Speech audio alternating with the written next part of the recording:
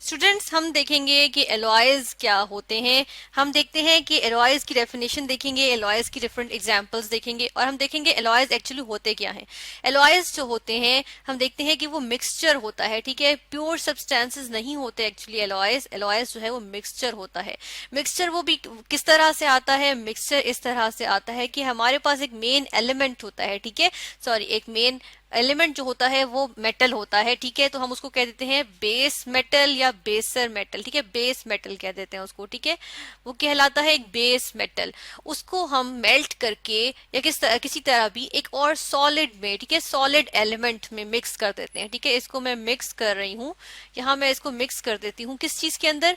किसी और सॉलिड के अंदर, ठीक है, मैं इसको सॉलिड एलिमेंट में मिक्स कर देती हूँ, ठीक है, सॉलिड एलिमेंट।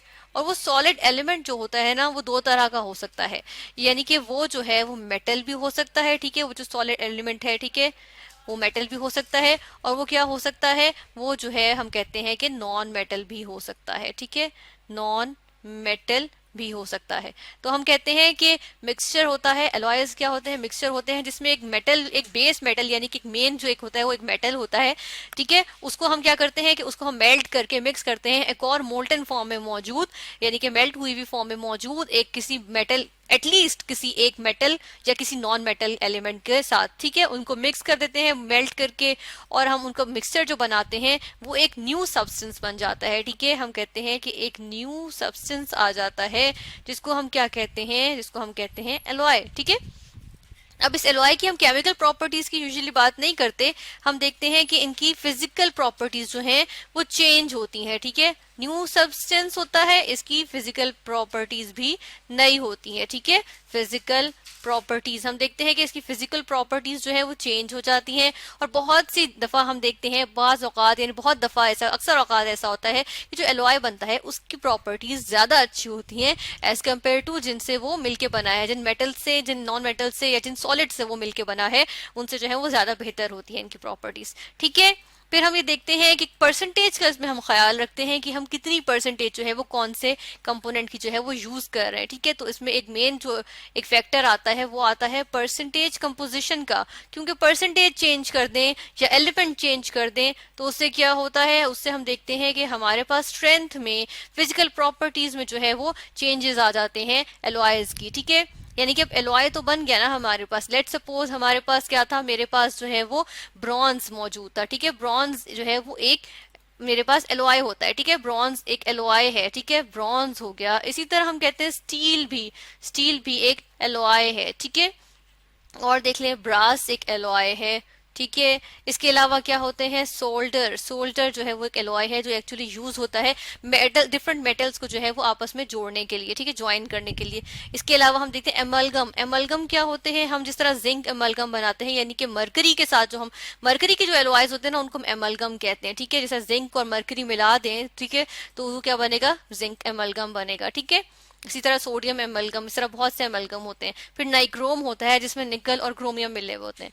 तो हम देख लेते हैं ब्रॉन्ज मेरे पास अगर मौजूद हो जिसके मेटल्स भी बनते हैं, ठीक है, ब्रॉन्ज, तो ब्रॉन्ज एक एलॉय होता है, इसके अंदर कॉपर शामिल होता है और इसके अंदर जो है वो टिन शामिल होता है। अब यही हमने किया कि कॉपर को और टिन को हमने इन दोनों को जो है वो मेल्ट किया, ठीक है, बहुत हाई टेम्परेचर चाहिए होता है, मेटल्स को बहुत हाई टेम्परेचर चाहिए होता है ना मेल्ट करने के लिए, तो उनको मेल्ट करने के लिए टेम्परेचर दिया हमने, ठीक है, वो मेल्ट हुई, उनको मिक्स कर लिया। अभी जो मिक्सचर था ना ये मोल्टन फॉर्म में मौजूद था और इसको देखें हम जो है वो मोल्ड्स में, डिफरेंट सांचों में जो है वो डाल रहे हैं इस तरह से, ठीक है, और डाल के जो है वो जब वो ठंडा होगा तो वो सॉलिडिफाई हो जाएगा, ठीक है।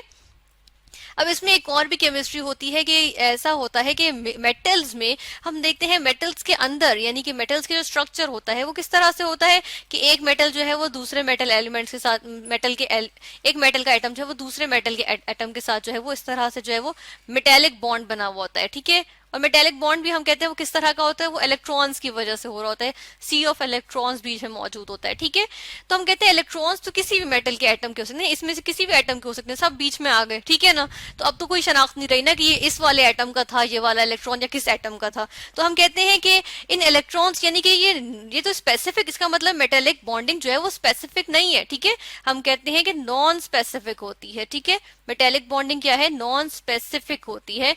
तो इसी वजह से हम कहते हैं कि इसी वजह से मैंने नॉन स्पेसिफिक यानी कोई मखसूस नहीं होती मेटेलिक बॉन्डिंग, तो उसकी वजह से मैं देखती हूँ कि हम लोग देखते हैं कि क्या होता है कि अगर कोई और मेटल का एटम, जिस तरह से अगर मैं यहाँ पर घुसा दूं किसी और मेटल का एटम, यहाँ पे एक और मेटल का एटम आ गया, एक और मेटल का एटम आ गया, ठीक है, एक और मेटल का एटम आ गया, तो इसके भी इलेक्ट्रॉन्स आ गए, तो जाहिर सी बात है इलेक्ट्रॉन तो सबके एक जैसे से होते हैं, कोई डिफरेंट तो नहीं होते। तो मैं कहती हूँ कि इनका भी जो है वो आपस में जो है वो बॉन्डिंग जो हो जाएगी बीच में, तो इसकी वजह से क्या होगा, हम देखते हैं कि बीच में ही आ गए, ठीक है, दूसरे मेटल के एलिमेंट वो भी बीच में ही आ गए, ठीक है, या दूसरे सॉलिड के एलिमेंट्स का जो एटम्स थे वो भी बीच में आ गए, ठीक है, और उनके इलेक्ट्रॉन्स भी हम देख रहे हैं कि वो बीच में आ गए।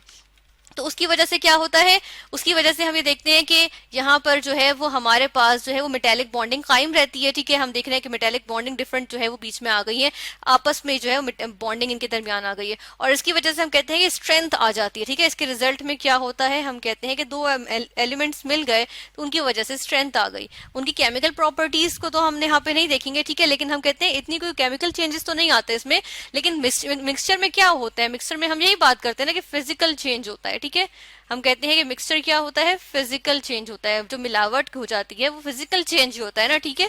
तो ये भी तो मिलावट हुई है कि एक प्योर मेटल थी या हम कहते हैं बहुत बिल्कुल टोटली प्योर थी या टोटली प्योर नहीं, तो हम कंपैरेटिवली प्योर फॉर्म में जो है मेटल ली, उसके अंदर हमने कोई डिफरेंट सॉलिड एलिमेंट जो है वो मेल्ट करके डाल दिया उसमें, ठीक है। जिस तरह से सॉलिड एलिमेंट मेटल में अगर देखें तो अगर इस तरह निकल के अंदर मैं जो है वो क्रोमियम डाल दूं, और नॉन मेटल की बात करें तो आयरन के अंदर मैं क्या डाल दूं, कार्बन डाल दूं, ठीक है। तो ये क्या होता है, ये जो है वो हम क्या कर रहे हैं, एलॉयज बना लेते हैं, और एलॉयज के जो है वो हमें आगे हमें नजर आती है कि बहुत सारी प्रॉपर्टीज होती हैं। जिस तरह से अगर हम बात करें तो हम गाड़ियों के जो टायर देखते हैं उसमें जो रिम्स होते हैं, ठीक है ना, वो रिम्स भी जो है वो किस चीज के होते हैं, वो जो है वो एलॉयज के बने होते हैं, ठीक है, और वो उसको जो है स्ट्रेंथ देते हैं, ठीक है। यानी कि डिफरेंट हम देखते हैं कि स्टील के भी होते हैं और डिफरेंट एल्यूमिनियम के जो है हमें पता चलता है कि एलॉयज होते हैं, उसके जो रिम्स है ना, ये किस चीज के बने होते हैं, ये एलॉयज के बने होते हैं। तो एलॉयज के जो है वो बहुत सारे यूजेस आ जाते हैं, जिस तरह ब्रॉन्ज की हमने बात की थी कि वो उसके जो है वो हम मेडल्स भी बनाते हैं, ठीक है। इस तरह ब्रास की बात करें, इसके हम जो है वो स्कल्पचर्स भी बनाते हैं, ठीक है, यानी कि स्टैचूज वगैरह जो होते हैं, ठीक है। एमलगम्स जो है वो उनके भी बहुत सारे यूजेस होते हैं, ठीक है। सोल्डर की हमने बात की कि सोल्डर क्या होता है, वो मेटल्स को ज्वाइन करने के लिए जो है वो यूज होता है, ठीक है, टू ज्वाइन मेटल्स, ठीक है। यहाँ पे हम लिख देते हैं to join metals, to join metals, ठीक है।